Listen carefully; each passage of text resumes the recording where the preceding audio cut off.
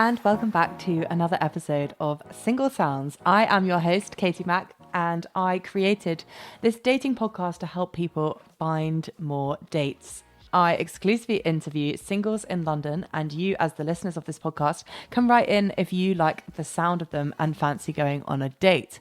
And if you want a man that will treat you right, oh, do I have the man for you. Not only did he bring me the most beautiful box of chocolates and Gales just for interviewing him, off air we spoke about some of the dates he had planned recently, and oh my goodness, if princess treatment is for you, this is your guy. He is looking for a serious relationship and someone to build a future with. Ambition is very important, as well as travel. He is 30 and he's 5'10". He can date anywhere as he is a fully remote worker and isn't afraid to bring up controversial topics like politics. He loves technology and he might even invest in a Dyson Airwrap for you.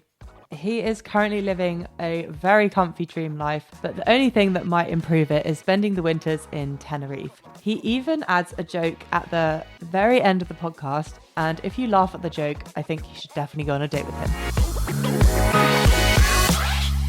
Okay, hi, welcome to Single Sounds. Hello. Thanks for coming on. Yeah, glad to be here. Good, I'm glad. Let's start with your profile, your who, what, where. So first question is, who are you sexually attracted to? Women, unfortunately. Or fortunately, whichever way. They're supposed to be better than men, but... They're supposed to be... You'd beg to differ. My track record proves otherwise. Do you know what? I actually love hearing like crazy stories about women being unhinged because I just don't hear them, so it's enjoyable. I feel like just the human race is a bit terrible sometimes. Yeah, I think like what happened to compassion and kindness? It just seemed to die. I'd love to know. It seemed to die. Like the pandemic was meant to be for bringing people close together, but it seems to be like people have forgotten social cues. Yeah, like, I agree. Like I feel like in COVID it got better. Like initially everyone was being like way more friendly. When you'd go out on walks, people would say hello, and I was like, oh, we're turning into like more of a, I don't know, like a northern culture or like American culture where people are just like a bit nicer to strangers. And I feel like we've just forgotten it all and become even more isolated and insular. It's weird. Yeah, I smile to people on the tube and they look at me I'm some sort of freak. You're a serial killer, yeah. No one wants smiles on the tube. What are you looking for, dating-wise? I'm looking for like a serious relationship, someone I can build a future with. Nice. Like, I'm not getting any younger. Like, it would be good to orientate myself towards that sort of thing, but I'm not like... So this comes into what I'm looking for. I think last year, someone gave me the ultimatum on the second date that she wants kids in 2 years, and that freaks me out. Yeah, because it's quite terrifying. Because by someone actually wanting that, they don't really care. She was separated and going for like a divorce. So the idea of giving this ultimatum, she wasn't like that enthusiastic about marriage. Well, like I've never been through marriage before. Like that would be such a big pivotal moment in my life. And then I want to go like traveling, I want to explore with my partner, and then think about family. So it kind of made me reflect of what I want, and like in the next 5 years or something, like to build up towards that rather than giving someone like an ultimatum on the second date. It's crazy. Yeah, it's crazy. Yeah. I agree. I feel like it just makes you feel like they don't want to pick you, they just want that outcome. Like that's how I feel. I'm like, because I always get asked that question of like, do you want kids? And I feel like until I meet the right person, I actually don't know. And I think that's quite a normal response. Like, yeah, I don't want just kids of anyone. Like, yeah, I do want kids. And if I give up and I have more terrible dates in like 3-4 years, I might just adopt. Like, I don't really, I feel like there's so many children born in the world that are suffering for like orphanages, because not everyone everywhere is fully equipped. I would rather, I don't need someone to look like me to be given my identity. I don't really care about bloodline.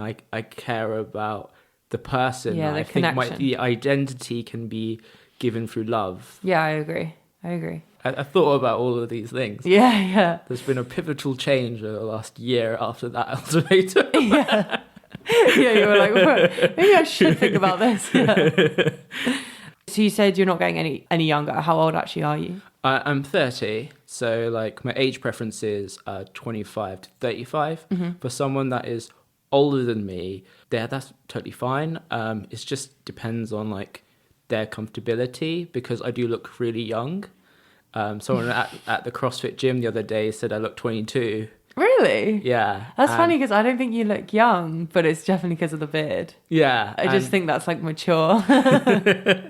And like the I don't know how, beauty therapist, when you get your waxing done, she thought I was 25 the other day. Oh wow, okay. So like, it's always a good thing. yeah, it's like some people are okay with like, because it's not about the age difference, it's like how you kind of look together. Some people, for them it doesn't matter, it's based on the person, where for some people it does matter. So yeah, I'm totally open. Cool. Okay. And finally, where would you like to date?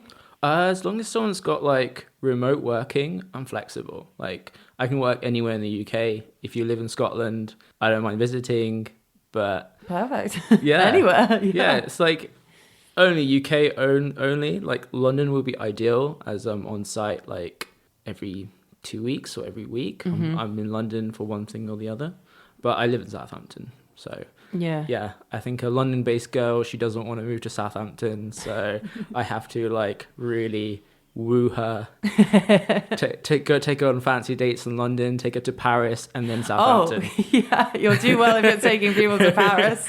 Yeah, like Paris first and then Southampton. Once she's really fallen for me, then it's Southampton. Southampton, have you got a beach? I actually haven't been. It's not a beach. Is it like a pebble one? Yeah, I wouldn't call it a beach. Okay, fair. No, I feel like no one's complaining with the Paris trip. It's more south than South London. Yeah. And there's a whole divide. Honestly, it probably takes like the same amount of time. Let's move on to the 3 A's. So the first A is acceptance. Will they be accepting of your flaws and your quirks?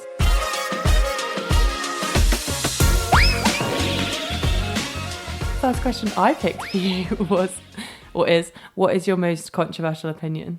I don't have like many controversial opinions. I think there are things that annoy me, which is probably the cream and jam scone or scone debate. Oh, the order. Yeah, but What do you like think? the Queen puts cream and then jam. That's what I do. Yeah, because it's really hard to spread the Yeah. cream. I think practically that's the only way that makes sense. But my mum thinks the opposite. She's like jam first. Yeah, but then it doesn't is a make sense. mess. It's like the milk before the tea bag or after tea bag. Like if you want to brew a cup of tea, ultimately water is less dense than milk, so you'll be able to get a better brew. It saves you time, and time is efficiency. It's like these are like pointless debates. Yeah.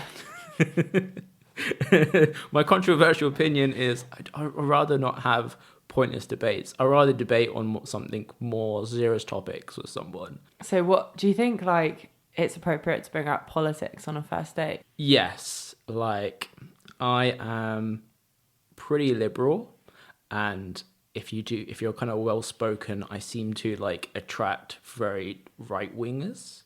Okay. Because they're thinking, oh, this person is going to side with us and how much we hate taxes together.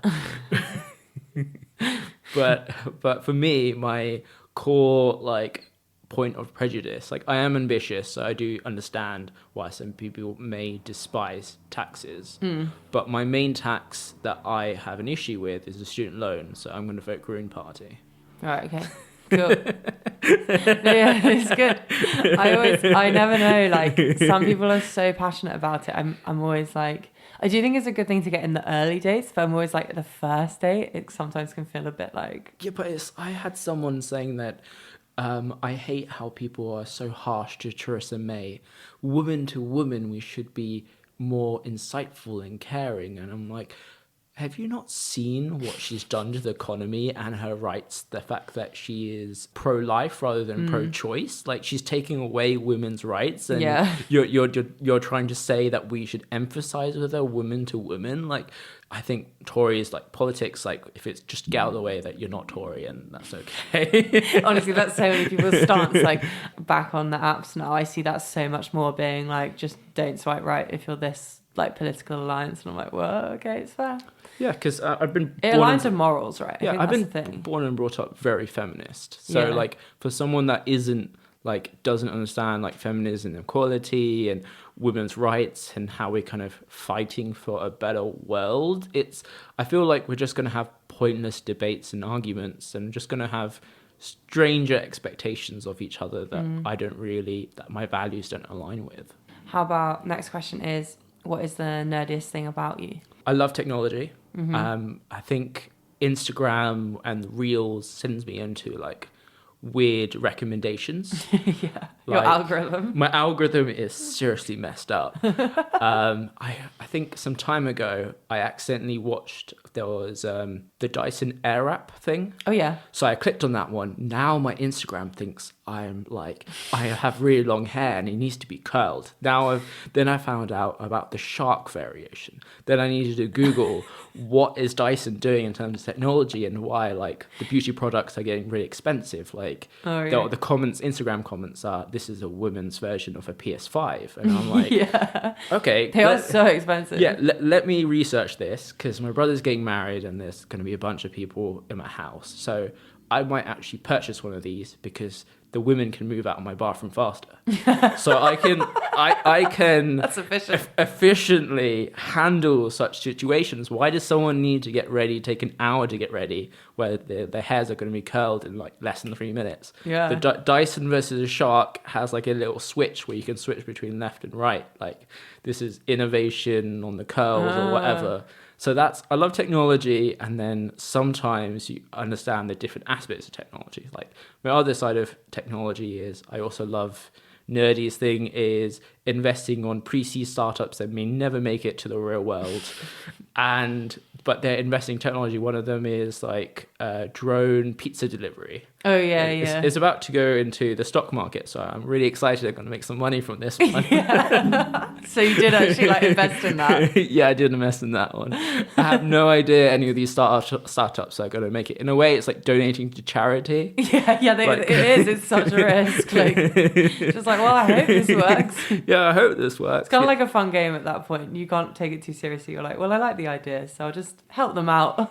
Yeah, like I love technology. I love to see how we're innovating as a species, and we're kind of moving further than that. Like this isn't really related to the conversation we're having now, but a nerdy thing about me is just learning. That is relevant. Relevant. I'm recently reading a rendition of the Kama Sutra. So in the Western world, it's all about the positions, but it's more like it was meant to be like an observation of society. And one of the pain points is why women like 2,000 years ago would have had affairs. And some of the points that the observations are still kind of relevant today, why the psychology of people hasn't changed.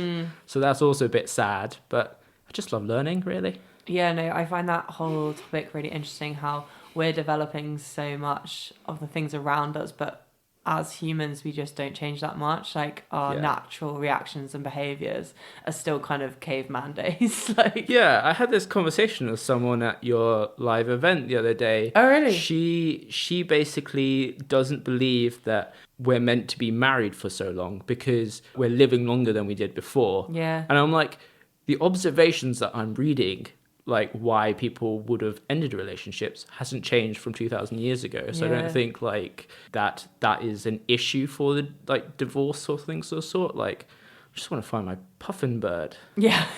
Someone to mate for life. I don't want to go through endless dating again. I know, it's exhausting. I think that is my biggest fear, is divorce. I don't know why, I'm just like so afraid of it. It just feels like such a big thing to fail at, I guess. Like you picked wrong. I don't like that. And especially now with like all our choice, I do think the like boomer generation, they were just rushed into it a bit more. And I feel like now there's, you have more space to be like, I'm single and I'm exploring and I'm enjoying it. So I just have such a fear that I'm going to get it wrong. But then that might mean I just never find someone, because I'm always like worried. It's so hard. Because no one's perfect, right? It's difficult. Yeah, I'm so sorry you've not been given that reassurance, really. Sorry, in what way? Like you said that whether you've picked wrong, it's like if someone is there to like reassure like whatever doubts you have, those things are like sorted. You're more comfortable with them, really. Yeah. And that sort of growth you have. But back to the subject of me being nerdy, I just love learning. Yeah, it's fine. Okay, going to move on to adventure section. Okay. And you teased this earlier, which is that you have a lot of worst dating stories. So I'm very excited. I've got my popcorn ready, metaphorically. Yeah, you've got your popcorn ready. I won't be munching in the listeners' ears. We'll start off like the worst dating story for me is, so at university there was so let me just go from the beginning.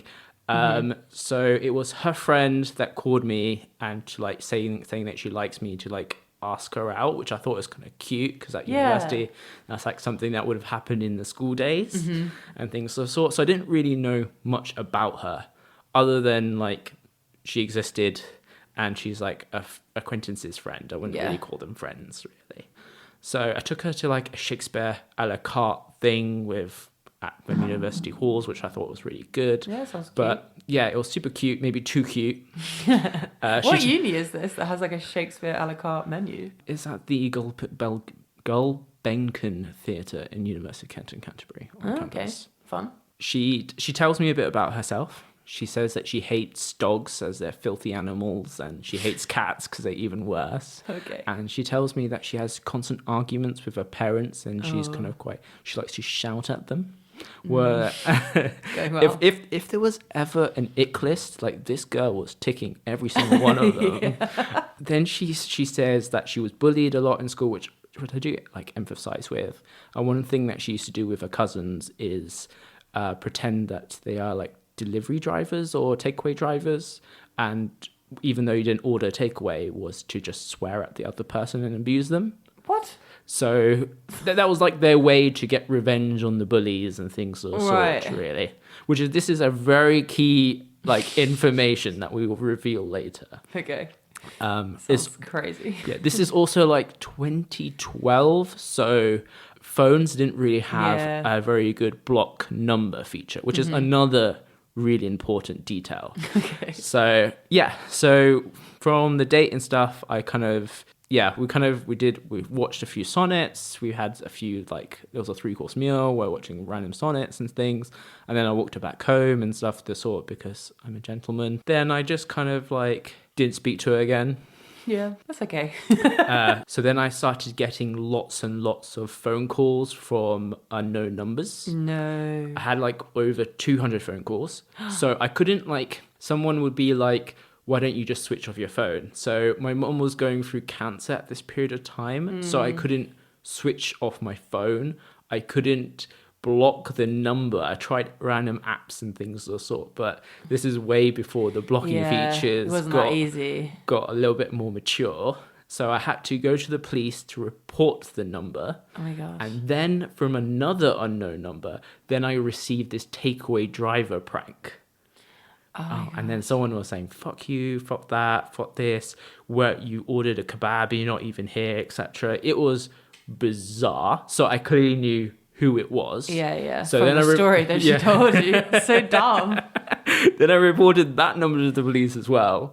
And then after a while, then the friends and stuff that originally called me to like take her out and stuff called me saying that this girl is in love with me.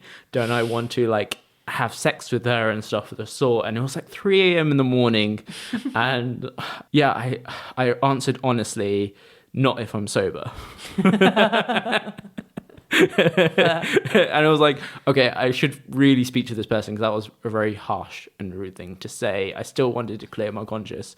So then I messaged her the next day, like, I'm sorry, I think we should be friends, and I just don't see like a romantic connection from this. Yeah, and thinking it might calm it down or something. So that's my worst dates thing. I've got more. Like, how much time do you have? Yeah, we've got a lot of time for these.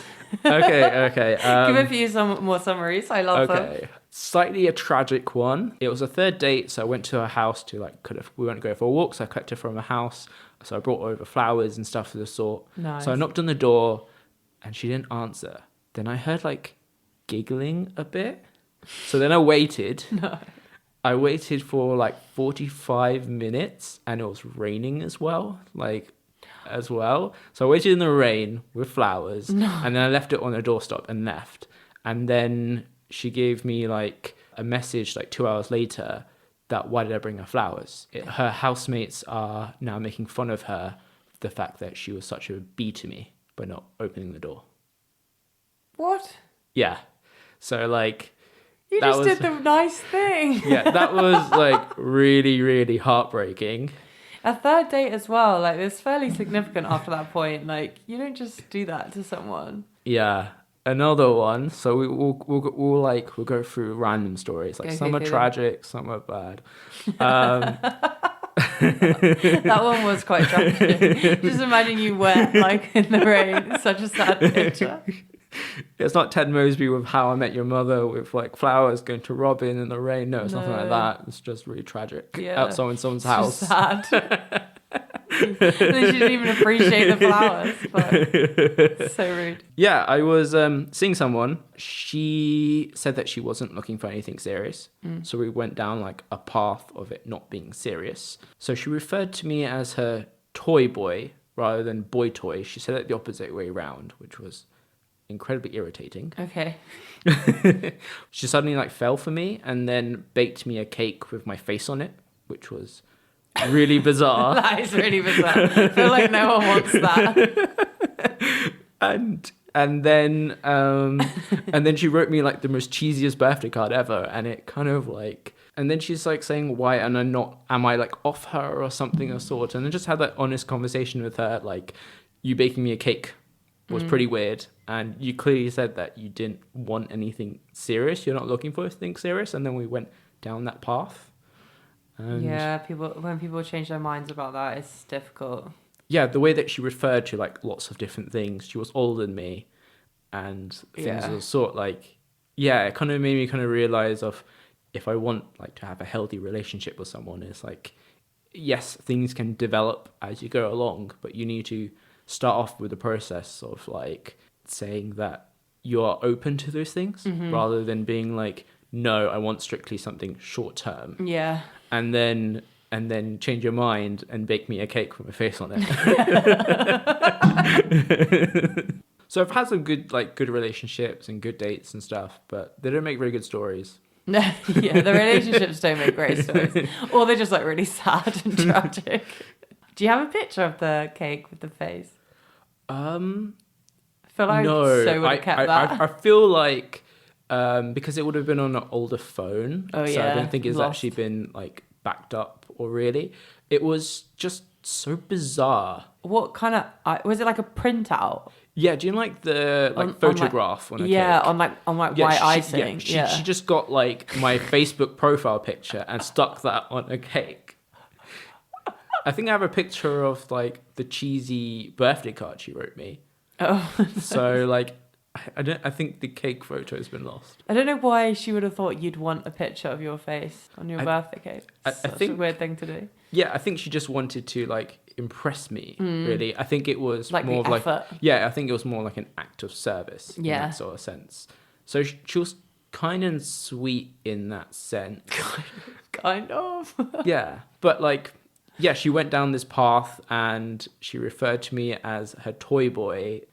I didn't really date her to choose to be like short term. I was open to both sort of things, but once you go down that path, it's not. Yeah, once someone's decided, that's it, I think. What would your dream life look like? Right now, my dream life, I'm kind of living quite a nice life. Like, Yeah. I finish work, go CrossFit, do hot yoga. Nice. I love like finding random gigs, events and stuff to go to. I really love festivals and things of the sort. So I'm getting to explore that. And I've got like quite a nice amount of space in my house, really. So I'm kind of living quite a good life at the moment. A better life, more in the future, would be me progressing my career to like VP engineering or something, and being there for my family, being a good supporting role. Like I believe a more family life is more equality. No matter how annoying days gets, no matter how bad it is, I'm kind of there, and my future partner's there for me. Really, that's like the perfect life. And then it'll be me and my brother talk about buying apartment in Tenerife. So when it's like really cold, we can just work from home in Tenerife and then come back. It's such a dream. If our job roles allow like for remote working, 'cause Tenerife is still the same time zone as well. Yeah. And you can get like trick VPNs to think that you're in the UK. Yeah, and you can do that with your technology skills. Yeah. Yeah, it would be great. Like a dream life would be like surfing in the morning at 6, 7 a.m., coming back, doing your computer programming or whatever with 3 monitors, and then chilling out on the beach, going like listening to music. There's lots of live music around the Tenerife sort of beaches and things. Nice. So that would be a great life, and it's kind of achievable. For Yeah. me, I think when people think about having a good life or things of sort, they think about the dream world that cannot be achieved. Like it gives you fantasy in terms of escapism. For me, it's like I think about what can be achieved. And that's something I'm aiming towards. It's a dream in my head, but I'll work there. I'll get there one day. Yeah, you can definitely get there. Like you said, you're ambitious. I feel like it's very achievable. Do your family live close? Yes. So my parents live in the north of Southampton. Okay. I live in like the city centre, and my brother has bought his house like 4 doors down. So he's like my best friend. So good. So he's my best friend. He kind of comes into my house, steals my coffee, steals my whiskey, and then goes home. Is he younger? Yeah, he's younger. Yeah, so that sounds like such a younger sibling thing to do. Yeah, so it's like my best friend kind of lives by, and he's getting married, so his like partner and stuff is like moving. They're gonna be living together and stuff. So I'm gonna have 2 best friends near me. Yeah, that's cute. And I'm making more friends in the nearby area. So yeah, nice. Kind of cool. Yeah, it's really good. Let's move on to affection section. And I picked for you, what are you weirdly attracted to? Ooh, well, I'm weirdly attracted to women with like longish hair. Okay. Because like... how long is long? It depends. Like Native Americans believe that having long hair means that you're more spiritually connected to yourself and the world around you. Oh, I didn't know that. Hinduism and in terms of most Asian culture, long hair is like a sign of beauty. Mm-hmm. So it's more like when Hinduism, when they believe about cutting their hair short, they believe about sacrificing their beauty to God. Mm. So it's more like, here's a sacrifice. While like other religions like Sikhism believe that if God has given you beauty, you keep it. So it's like, it's a sign of beauty, is a sign of spiritual connection. So since I've kind of grown up with like learning in different cultures and things, I kind of have that like natural attraction, really. Like, it's almost like an appreciation. Yeah. Other than that one is weirdly attracted to someone that snorts when they laugh. Like, I think that's kind of cute. Like, if someone can actually be their authentic self, that's incredible. Like, I was having this conversation with someone the other day. They were like, what, as a guy, are you more attracted to a woman's chest or like their behind and stuff? and I'm like... Neither. Yeah, it's like, I think... That's such a boy question. I can't even... How old are we? Like 12? Yeah, I think like humans are weird. Yeah. Like the body has like imperfections as such. So like you kind of... I think what you're attracted to is like someone's imperfections that are really cute and unique to them. Yeah. And that's like what I'm weirdly attracted to. Yeah. Someone's like quirks and differences.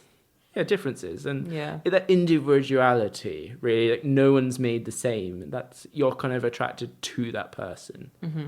I think also it's a bit more like if you're in a long-term relationship, then they feel more special, like they're kind of like yours, because you know like all those really unique parts of them that the general population won't know. I really like that. Yeah, I like someone like their laugh when they're like sort of how someone's like lip like twitches before they smile, or when they're thinking or something before they say it. When you have like really good eye contact with someone, I think all those things are like things I'm attracted to. Yeah. Oh yeah, let's pay your friend's recommendation of why someone should date you. Hello, ladies. You should definitely date my friend.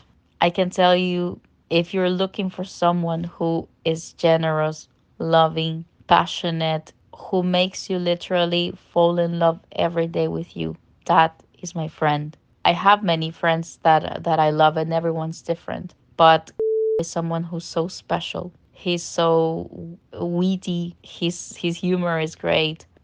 Himself as a person is amazing. He knows how to cook some great curries. So if you like curry, that's the thing. He goes to the gym. He works hard. I tell you, he has all the great characteristics that you're looking on someone. He respects. So respect is important for him. He's very well groomed, very, very sexy guy, very handsome. So yes, I can say if these are the things that you're looking for, and someone who's really family oriented, you're up and good with him, you should definitely give it a try. My mate is someone who is he's just remarkable and he's just great. So take your pick and pick my friend. Okay, kisses. Should put it out there, Sophia's lesbian. That's all good. I know. I really respect like men who have female friends. It's a big green flag for me. I think I have a lot of male friends, and I hate when I'm dating a guy and they get like almost jealous of them because I'm like, well, I'm literally on a date with you. Like, I'd be on a date with them if I wanted to be. Do you know what I mean? Yeah. But yeah. For me, it's more like I don't get social media's like thing about women not having guy friends or guys not having women friends and then doing this weird loyalty test things. I get for some people because they've been flirting with their male friends and they've not really established those boundaries and things of the sort. But for me, it's more like, how can you have better men that respect women if there's no women in their lives? Yeah, exactly. Because they don't know like how a woman is or how they behave and all those characteristics that you pick up from female friendships or family members. Like, yeah, I think so many men, if they had a woman in their life that they respected, a bit like your friend said, then they wouldn't treat stranger females in the way that they do, because they'd just be like, oh, imagine if someone did that to my friend or my sister or whoever it is. You wouldn't like it. Yeah, quite a lot of my female friends can't wait till my time of getting married because they want to be invited to the stag do. Oh yeah, they'll all come. That's sweet. Yeah, because for my brother's one, Sophia, like my friend that here, was invited as well. Oh, nice. Because I'm organising his one, and like we've kind of, for us, both me and my brother have like really good balanced mixed friendship groups, really. And yeah, that's kind of strange one when like if my partner that I'm dating doesn't have any male friends because they wouldn't be able to understand it from the male's point of view. Well, exactly. They're the best people to ask, especially if you are attracted to the opposite sex. I have like this guy group. It's just me and two other guys. We're all single.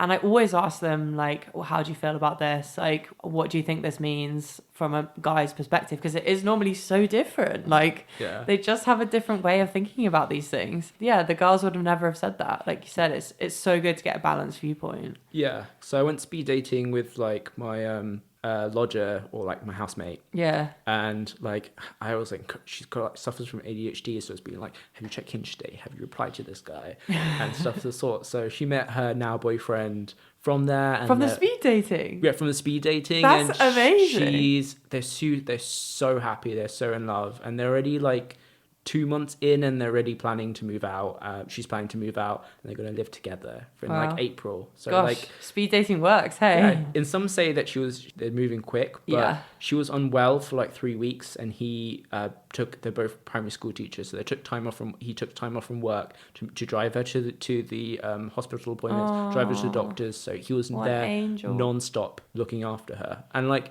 for me, like as a housemate, even though I'm a good friend, is more like taking a step back. Like you've got your partner here to like look after you. I don't want to tread on some of your boundaries and things of the sort. But yeah, it's when you like kind of seeing from other perspective, like it doesn't matter how time is, how you are with other people. It's like it's the people that are in your life, and that makes you really. Yeah. Okay. Final bit. Do you want to do like a short summary wrap up of why someone should date you? I don't think I can beat like Sophia's recommendation, but I can say that I am quirky, I'm kind of eccentric. I'm always looking for like the best restaurant menu option to do, some sort of theatre show or gig or something to be different. I love dancing. So if you can beat my moves, that would be great. We're probably going to be having a lot of dance offs. Nice. But yeah, if you can like smile and maybe I'll tell you a joke, and if you laugh at this joke, you know that I'm the one for you. Okay. I like that. Yeah, do that. Okay. This is cute. I have the superpower to smell Indian flatbread a mile away. Okay. My friends call it nonsense. I've not heard that one. And on that note, I dropped the mic. Yeah, mic drop. Bye-bye. If you like that joke, write in. So did you like the cheesy joke? If you did, you know what to do. Please write into the podcast at Single Sounds on Instagram or via the email. All the links are in the show notes below this episode, or you can find them on socials. Always happy for you to slide into the DMs. I'm sure you won't be disappointed. And if you're new here, I really appreciate it if you could rate and subscribe on whatever app you are listening on. It really, really helps with discoverability so I can reach more people, more singles of London, and get you all on more dates. Thanks so much for listening, and I'll see you back here next week for a lovely single lady of London. Have a great week, guys. Bye.